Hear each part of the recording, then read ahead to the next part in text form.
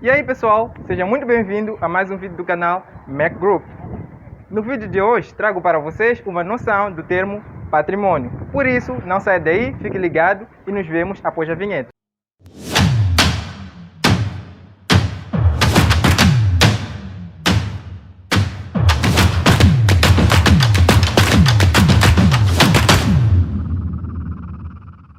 De um modo geral, o termo patrimônio representa a riqueza de um determinado indivíduo ou empresa. Mas, se quisermos uma definição mais técnica, nós podemos partir do raciocínio de que toda empresa, para iniciar sua atividade, necessita de recursos, seja dinheiro, mercadorias, viaturas, escritório, entre outros.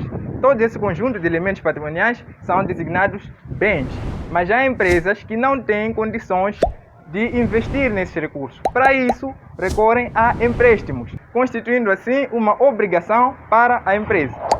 Algumas empresas fornecem créditos a terceiros, constituindo assim um direito para a empresa de receber aquele valor em uma determinada data. Sendo assim, podemos aplicar uma definição ao termo patrimônio, como patrimônio é um conjunto de bens, direitos e obrigações pertencentes a uma determinada pessoa ou entidade jurídica. Na esfera do patrimônio, há a considerar duas espécies de elementos patrimoniais, a saber, os elementos patrimoniais ativos e os elementos patrimoniais passivos. Os elementos patrimoniais ativos ou simplesmente ativos são constituídos por bens e direitos, enquanto que os elementos patrimoniais passivos ou simplesmente passivos são constituídos pelas obrigações. Há diversas maneiras de distinguir o patrimônio, seja ela o patrimônio bruto, que é representado pela riqueza da empresa, desconsiderando as obrigações que ela tem para com terceiros.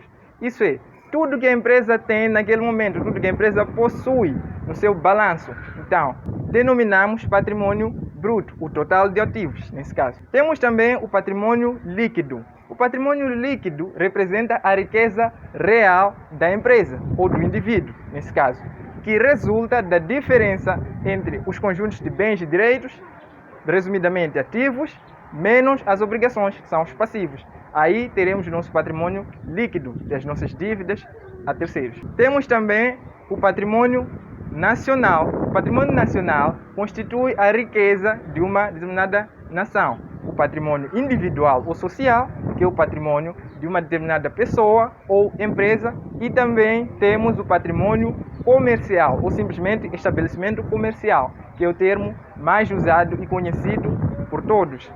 O patrimônio comercial é aquele patrimônio afeto ao comércio. Na esfera do patrimônio, há a considerar dois aspectos, a saber, a sua composição e o valor do patrimônio. Na composição do patrimônio, o patrimônio ele é constituído pelos ativos e passivos. Quanto ao valor do patrimônio, é obtido pela diferença entre ativo e o passivo, que podemos denominar capital próprio, situação líquida ou então patrimônio líquido. Três situações podem ocorrer na determinação do patrimônio líquido ou do valor do patrimônio, nesse caso.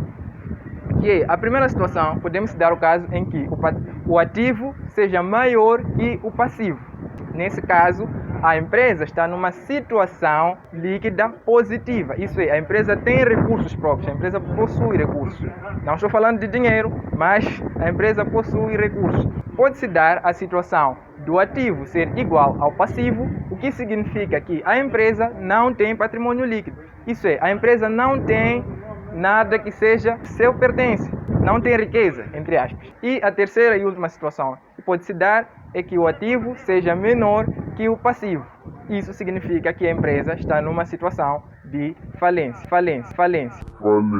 E então, gostou do vídeo? Não se esqueça de fazer o habitual. Deixe seu like, se inscreva no canal, ative o sininho das notificações para ficar a par das nossas atualizações. Tchau!